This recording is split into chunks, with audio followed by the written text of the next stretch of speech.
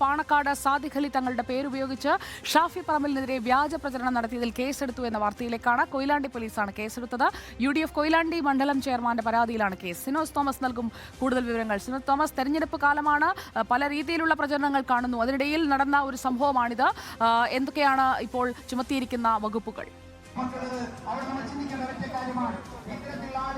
സുജയ പാർവതി, വടകരയിൽ ഏറ്റവും വലിയ ചർച്ചാ വിഷയം ഈ തെരഞ്ഞെടുപ്പ് പ്രചാരണം അതിന്റെ അവസാന ഘട്ടത്തിലേക്ക് നീങ്ങുമ്പോൾ സൈബർ ലോകത്ത് നടക്കുന്ന കമന്റിടലും അതുമായി ബന്ധപ്പെട്ട പരാതിയും പോലീസ് കേസുമാണ് ഏറ്റവും വലിയ ചർച്ചാ വിഷയം. ഏറ്റവും ഒടുവിൽ കൊയിലാണ്ടി പോലീസാണ് കേസ് എടുത്തിരിക്കുന്നത്. പാണക്കാട് സാദിഖ് അലി ശിഹാബ് തങ്ങളുടെ പേരിൽ ഒരു വ്യാജ പ്രചരണം സമൂഹ മാധ്യമങ്ങളിൽ കഴിഞ്ഞ കുറച്ച് ദിവസമായി നടക്കുന്നുണ്ട്. നിലവിലെ രാഷ്ട്രീയ സാഹചര്യത്തിൽ വടകരയിലെ UDF സ്ഥാനാർത്ഥി ഷാഫി പറമ്പലിനെതിരെയും യൂത്ത് കോൺഗ്രസ് സംസ്ഥാന അധ്യക്ഷൻ രാഹുൽ മാങ്കൂട്ടത്തിനെതിരെയും പാണക്കാട് തങ്ങൾ പറഞ്ഞു എന്ന പേരിൽ ഒരു കാർഡ് ഉണ്ടാക്കി അത് വാട്സപ്പ് വഴി പ്രചരിപ്പിച്ചിരുന്നു.